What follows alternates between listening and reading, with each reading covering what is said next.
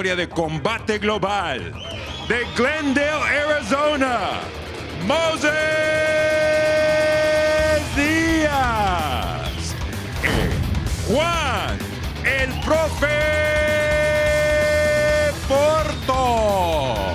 Juan Porto, the level of competition is not the same as the Moses Diaz that we're seeing here today. And already Diaz trying to feint that he's going to throw that right. He just consumes the Jaula. Look at that. Yeah, but Porto needs to move around. He needs to move around. He can't position himself next to La Jaula because Diaz will just eat him alive with that right hand or the combination. Porto turtling up early. He gets one straight down the pipe. And that's one thing that you'll see with him. He'll like to parry a lot of those shots. He can't do that with Diaz.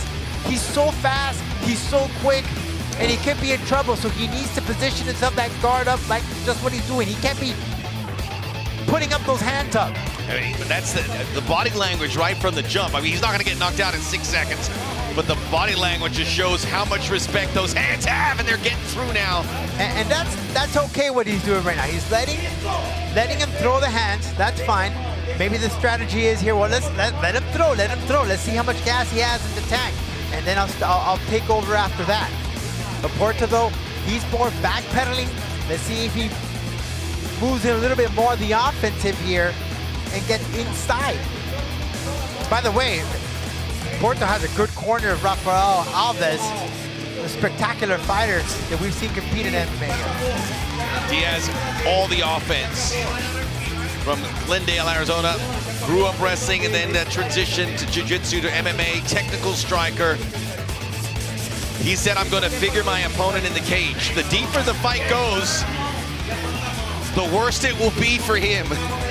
Direct quote. He's a young man. There's the age differences there. So what's going to come down for Porto is technique. That's what's going to be the difference in here. He has that kickboxing background, took that shot to the body. And now Porto does have submission victories here. So if he takes this to the floor, I'd be curious to see what Diaz does. I mean, Porto has a great record. Granted, most of his fights in Uruguay, 10-3. Rear naked choke in his last fight, which was in May. 3 TKOs, 4 submissions. He's won 9 of his last 10 fights. It's a remarkable record, but not in the U.S. This is what he wanted. This is where he wanted to go. Fight in the U.S. is a big overhand right misses. A good movement there, but Porto needs to stop with those hands.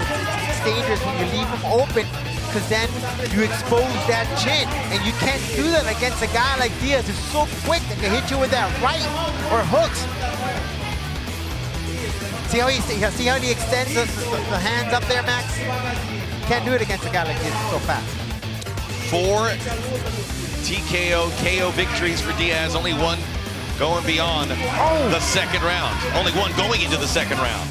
Well, Porto did lay in that left jab. Connected to Diaz. He tried to follow it up with a kick, but Diaz blocked it, checked it. When we talk about fighting for your country, it doesn't speak any louder than Juan Porto. He is truly fighting for Uruguay. It's like he's playing in a World Cup, representing the country. He's wearing the Celeste blue there for his nation. I am from this was what he said, I'm the first generation fighter of Uruguay. When you think of him, or Tongareno, he goes, a new generation's coming strong. They have a real future. Names appearing in the U.S., but he is looking to break through some doors, and if he can win this, the pathway is made. That's a big ask. Can you imagine if Porto pulls this upset? Oh, he tried to catch his leg. No. So much hands on his back, Max. Better body language from Porto. Yeah, now we're entering the latter part of this first round. He feels a little bit more comfortable. The butterflies are out the door. Now he feels like, okay, I'm a little comfortable here. Now, let's see what he's about. I mean, so far, he's standing toe-to-toe with Diaz. Don't be fooled by that turtling up. I've trained with him, so I know that he does this, that habit he has. So don't be fazed by it. What sticks out when you train with him? What do you notice? Well, I mean, I can tell you right now, kicking this guy is like kicking a rock. Because his body physically is just... It certainly looks that case. He's solid. Yeah. Now, the thing is, can he take a punch from Diaz? Does he have that chin? Does he have a glass jaw? Because Diaz has a lot of power in those hands. But I'll tell you, if you hit his body, he can take anything. You can hit this guy with a wrecking ball, he'll take it. Diaz finishes fights quick, but he said if this goes deeper, just to re-quote myself, it's going to get worse for Porto. It looks like Porto exchanging. Oh, man. Porto connects. And now Diaz is going backwards right at the end of the first round. He's hurt.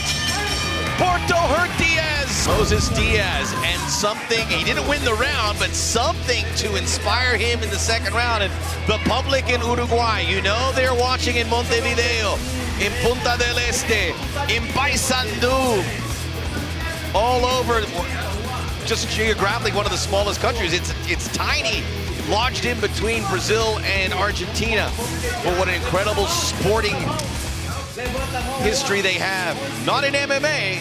Porto looking to change that, but now back on the front foot for Diaz.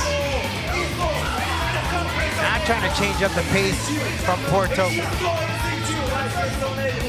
Good stuff so far. That's it. He survived those 5 minutes. Those 5 minutes were crucial for Porto to really feel it out. And now this is where the fight begins. And those last 3-10 seconds of that last round, man, that could be a big difference here. Good kick, Porto. Moses Diaz wins the first round. No surprise there. It was just that flurry by Porto that invigorated La Jaula for sure. Now, do you feel, and I think I've seen this here, Max, and maybe you could rely on me, but do you see the pace of Diaz slowing down? He's not as quick, he's more patient now? Until doubling up on a combination. He's not coming down as fast as he was in that opening round in the first second. Well, he never gets touched, and there's a calling card around his left eye right now. Those last few seconds told him, okay, it's not as easy as I thought it was. The Porto corner very inspired. Light coaching, not trying to quell the enthusiasm a bit just to make sure there's a long way to go. One thing you know about Diaz, he's so impressive. Big kick by Porto, the lead leg. Diaz still pretty new, still pretty green in MMA. Now Porto does have that strong background in kickboxing. Great low kicks. Great combinations, mixing in the hands and the kicks. You'll see it right here. And what's really evolved him as a fighter, Max, is leaving Uruguay, coming to the States to train with the likes of MMA masters, with the likes of a Rafael Alves, a Colby Covington. And that right there is going to expose him to better training partners that's going to push him. Yeah, he's getting close to 40, okay, but in MMA, especially in Uruguay, you could say that it's a new sport in Uruguay. So this man has been used to kickboxing, and now he's able to evolve into what it is, mixed martial arts. So his body has not taken as much damage. You know, you think of like the Randy Couture who started their career very later on in their life, but they lived on to compete at a later age because they started late.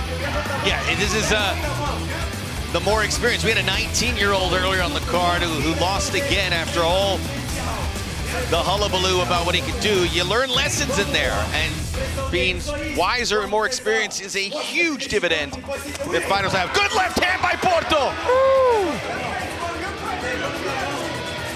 Boy, Diaz oh still boy. more active. And now a great kick. Overhand right, Diaz. I'm liking the movement from Porto. He's dodging those punches. Yeah. What he said to us, he goes, I like to control. Be relaxed. Don't leave moment of calm. That is what defines me. And that is clearly what we're seeing from him. It's exactly what he said is what he's doing. Uh-oh, low blow, little stoppage there. No, Diaz says, I'm okay. No, he'll take it. He'll take a moment. Huh. Oh, Well, you gotta think. You gotta think if Diaz is using this to his advantage here, take a little breather, relax. Say, okay, let me get back on the horse.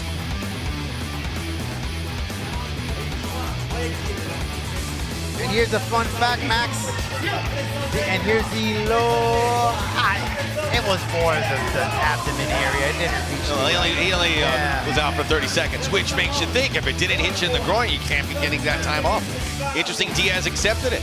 Diaz might be headed for the third round for the first time in his professional career. You have to go back to April of 2000. Oh, 2012.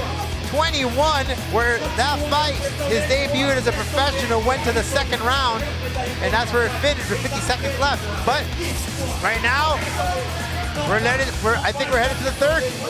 45 seconds, good body shot Diaz, then he came upstairs. Porto is now a little out of whack. Yeah, but good way of Porto keeping in that guard really tight, keeping those elbows so he wouldn't attack the rib area or the body. Porto says he likes to stand up, but he has a good base of jiu-jitsu. This has not gone to the ground. Now Diaz is in predatorial mode again. Good stuff. Excellent fight, just intense, and you know what's at stake. Final seconds of round 2.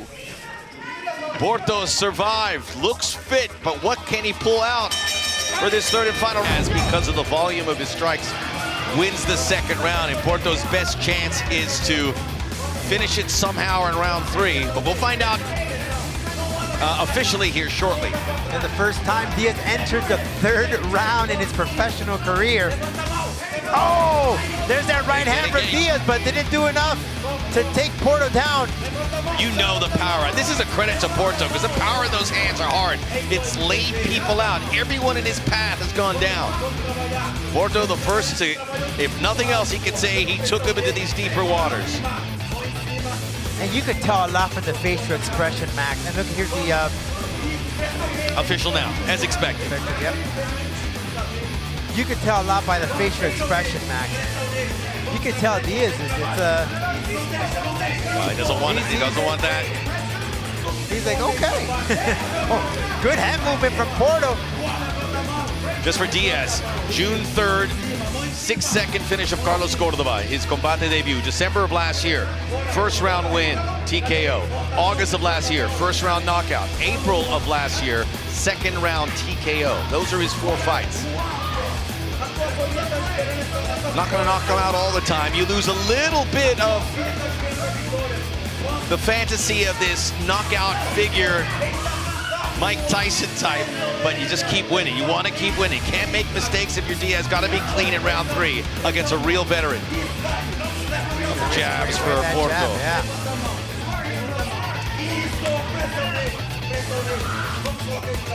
He's coming in. He lets him throw it. Oh, he connected with that left. And Diaz came over on that right. Jabs are getting through. Porto's making inroads. Porto's doing some damage. Diaz trying to hit and get out before the counters. Good way of closing the distance, not allowing Diaz to throw that right hand, that powerful hand. Because we haven't seen much of it. He hasn't been able to connect it. See how now he's pressuring. Notice, Porto now is the one controlling this fight. He'll come in. He turtles up again. You had a chance to talk to Porto. What were his thoughts about this fight, about getting this? Was he hush-hush? Close? No, he was flat out. Close the range. Don't let him throw that right hand. And so far, yes, he's losing the fight, but Diaz hasn't found a good chance where he can really bring in that right hand with lots of power with that back leg, because Porto keeps coming in forward, or if not, he'll move around. He avoided that right hand again there. Power punches have missed by and large for Diaz. But what I'm really impressed with Porto is his head movement. He's been really consistent with that. Really good stuff. I'm so used to see him, because when you see kickboxers or even Muay Thai guys, missed again. That's where that right, but he's so fast. That's what I'm very impressed with him. There's another one. If nothing else for this one, Porto has really impressed the powers that be. Combate love guys that can grab the imagination of the public, entertain, and he's done that. We'll see him again. Maybe he can still pull a rabbit out of the hat, but this has been a wonderful achievement from him. When you look at a fighter who has that kickboxing, Muay Thai background, the head movement isn't there like a boxer.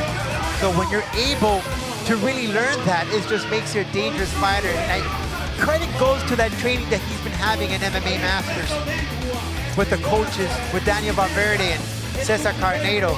It's amazing how Moses Diaz just holds up that right hand, ready to unfurl it, uncork it. And this is great for him too. This is into the body of work. This is tape that you can look at and talk with your coaches about what comes next. As long as it's not, I mean, you learn from your defeats. Everyone says what, but it's good to learn from your victories too. Under a minute to go in this fight.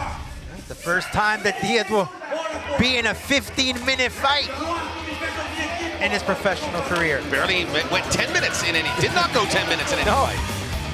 So far, he's fought longer today than his entire career. Yes, you put that all together. 10 minutes total. 35 seconds. Porto can swing for the fences. He can be proud of what he's accomplished, or he can try to knock one out of the park. Diaz will let him. He's going to stay in the pocket with him. Now, Diaz, and you can tell that he respects Porto's power. He's switching around. He's not being as aggressive. Kind of slowing the pace. Well, there's that right hand there. Punches. But he's so good. Porto reads it from a mile away when that right hand comes. He did his homework on a short notice. It's like, listen to the crowd. We only have like a couple hundred people in there. They're loud and into it. Fantastic action. All three judges turn in identical scorecards of 30-27 in favor of the winner by way of unanimous decision a favor del ganador por decisión unánime. Still undefeated, Moses Diaz. Moses Diaz, 5-0, carries a lot of weight in this business.